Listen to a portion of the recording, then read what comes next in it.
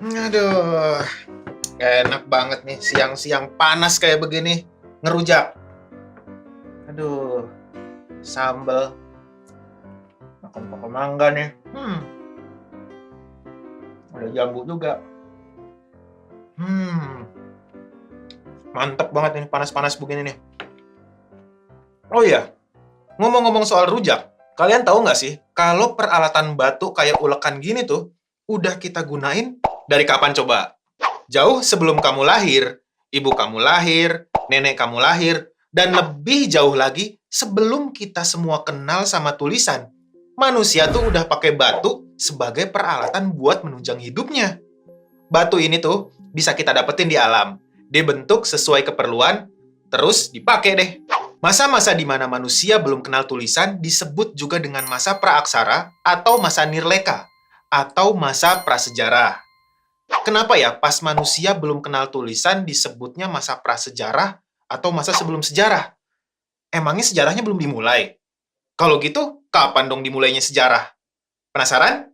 Penasaran? Ah, ayo deh kita bahas.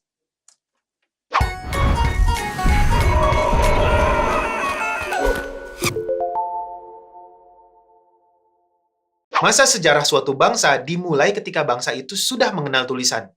Jadi, dimulainya masa sejarah suatu bangsa bisa beda-beda. Contohnya nih, tulisan tertua di dunia itu adalah tulisan paku yang diciptain sama bangsa Sumeria di Mesopotamia. Tulisan itu udah digunain sejak 3000 tahun sebelum Masehi loh. Kalau Indonesia kira-kira kapan ya? Nah, sebelum kita ngomongin masa sejarah atau masa aksara di Indonesia, kita tuh harus belajar dulu tentang masa prasejarahnya atau masa praaksara. Ingat kan, kalau lagi belajar sejarah, lebih baik secara kronologis. Nah, di Indonesia sendiri, masa praaksara terbagi jadi dua zaman. Zaman batu dan zaman logam. Kenapa disebut zaman batu dan zaman logam ya? Di zaman batu, manusia pakai peralatan dari batu buat penunjang hidupnya. Walaupun peralatan mereka masih sederhana atau kasar, tapi itu udah cukup buat memenuhi kebutuhannya. Nah, seiring berjalannya waktu, kebudayaan mereka makin kompleks, hingga mereka membuat tempat pemujaan roh nenek moyang, kayak dolmen. Karena kebudayaan makin kompleks, mereka butuh peralatan penunjang yang lebih bagus, misalnya moko, alat bunyi-bunyian dari logam yang jadi alat bantu ritual pemujaannya. Dari situlah dimulainya zaman logam. Menarik ya perkembangan dari zaman batu ke zaman logam ini. Kita mulai dari zaman batu ya. Kalau kita urutin secara kronologis, zaman batu bisa kita bagi ke 4 zaman. Zaman Paleolitikum, zaman Mesolitikum, Neolitikum, dan Megalitikum. Zaman Paleolitikum berlangsung dari 50.000 sampai 10.000 tahun sebelum Masehi. Waktu itu, di wilayah Nusantara, kita bisa nemuin beberapa jenis manusia purba. Ada Meganthropus paleojavanicus, Pithecanthropus erectus, dan Homo erectus yang ditemuin di 3 daerah. Ada juga Homo wajakensis di Tulung Agung, Jawa Timur, Homo floresiensis di Pulau Flores, dan Homo soloensis di Pulau Jawa. Nah, mereka ini hidupnya di dekat sungai. Kenapa ya? Karena di zaman itu manusia hidup dengan cara berburu dan mengumpulkan makanan. Makanan-makanan itu banyak ditemuin di sekitar sungai. Di masa ini mereka menggantungkan hidupnya pada alam. Jadi, kalau sumber makanannya udah habis, ya mereka bakal pindah ke tempat lain. Nah, cara hidup yang berpindah-pindah ini disebut dengan nomaden. Kira-kira manusia purba di zaman Paleolitikum itu pakai apa ya buat berburu dan ngolah hasil buruannya? Tentu aja mereka nggak berburu dengan tangan kosong. Mereka pakai peralatan yang terbuat dari batu, contohnya kapak dan alat-alat serpih. Selain itu, mereka juga pakai alat-alat dari tulang. Peralatan yang dipakai waktu itu masih sederhana banget. Karena waktu itu manusia purba belum nemuin cara untuk bikin peralatan yang lebih canggih. Tapi peralatan sederhana kayak gitu tuh udah cukup banget buat manusia purba bertahan hidup di masa itu. Mereka berburu dengan kapak genggam, kapak pendek, dan kapak perimbas. Pas hewan buruan udah kelihatan, manusia purba bakal ngelemparin kapak ke arah hewan buruannya.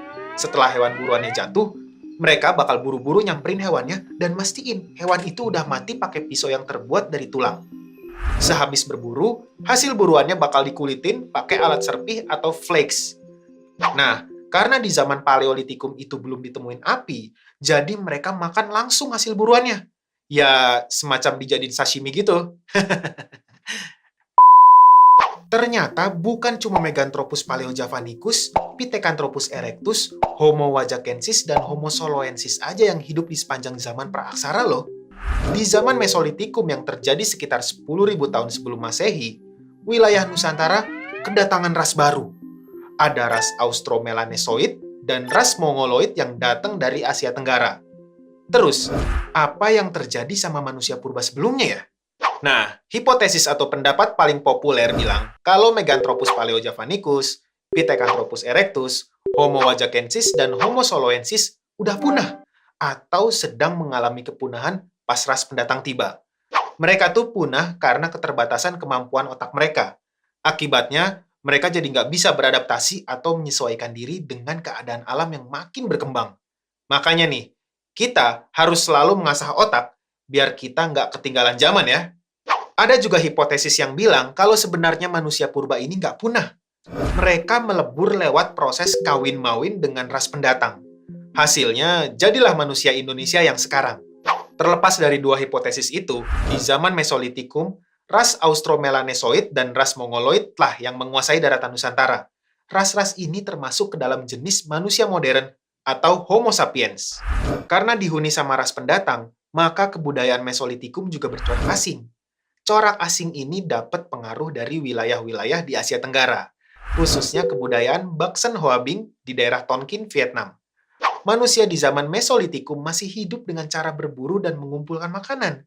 Tapi, caranya sedikit beda dari zaman sebelumnya. Di zaman ini, manusia purba udah hidup semi-menetap di gua-gua dekat sungai. Makanya, manusia di zaman ini banyak ninggalin Kyoken-Modinger. Kyoken-Modinger itu adalah sampah dapur dari kulit-kulit kerang. Manusia di zaman ini tuh hidup di Abrissaurose, gua yang berbentuk ceruk di batu karang. Karena mulai menetap, mulai juga dikenal pembagian kerja. Laki-laki bertugas buat berburu, dan perempuan bertugas sebagai ibu rumah tangga. Laki-laki bakal berburu dengan alat-alat yang lebih canggih dari zaman sebelumnya.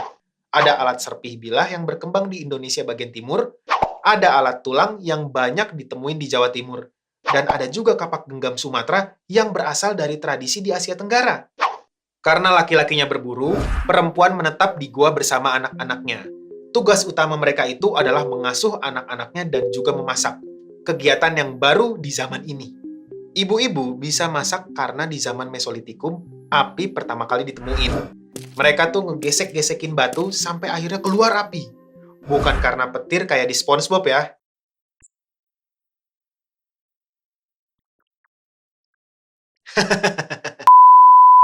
Api ini punya peran penting loh. Selain buat masak hasil buruan, di dalam gua, api dipakai untuk menghangatkan tubuh di malam hari. Api juga berfungsi untuk menghalau binatang buas yang menghampiri guanya. Menjelang akhir masa Mesolitikum, manusia udah kenal dengan cara bercocok tanam yang sederhana. Cara bercocok tanamnya belum menetap, karena mereka masih pindah-pindah sesuai dengan tingkat kesuburan tanah. Kalau udah mutusin buat bercocok tanam, hutan yang bakal mereka jadiin tanah pertanian dibakar dan dibersihin. Teknik ini dinamain slash and burn. Nah, kalau udah bersih, mereka bakal nanam umbi-umbian kayak keladi dan jagung. Keladi dan jagung mereka nikmatin sepanjang tahun sampai kira-kira tanahnya udah nggak subur lagi. Setelah itu, mereka bakal nyari tempat baru buat bercocok tanam lagi. Nah, di masa ini juga, manusia mulai kenal sistem kepercayaan yang paling awal. Selama tinggal di gua-gua, manusia mulai melukis di dinding goa dengan cap tangan mereka. Salah satu contohnya itu adalah lukisan di Leang Petakere, di Taman Prasejarah Leang-Leang, Maros, Sulawesi Selatan. Mereka meyakini lukisan ini sebagai simbol kekuatan atau perlindungan dari gangguan roh-roh jahat. Kalau dicap tangan jarinya itu nggak lengkap. Diperkirain itu tuh ungkapan berkabung manusia di zaman itu. Oke teman-teman, di video ini kita udah belajar tentang masa praaksara atau masa prasejarah. Masa prasejarah sendiri kebagi jadi dua zaman, zaman batu dan zaman logam. Di zaman batu, kebagi lagi jadi 4 zaman, Paleolitikum, Mesolitikum, Neolitikum, dan Megalitikum. Di video ini, kita udah belajar dua masa besar di zaman batu. Pertama, kita udah belajar tentang masa Paleolitikum. Di masa ini, manusia hidup secara nomaden dengan alat-alat sederhana dari batu dan tulang. Kedua, kita udah belajar tentang masa Mesolitikum. Di sini, manusia udah lebih canggih. Mereka menetap di gua-gua, bercocok tanam, punya alat-alat yang jauh lebih canggih, dan yang lebih penting, mereka udah nemuin api. Di video selanjutnya, kita bakal move on ke dua zaman batu berikutnya, masa Neolitikum dan Megalitikum. Kira-kira di dua zaman itu, manusia udah secanggih apa ya?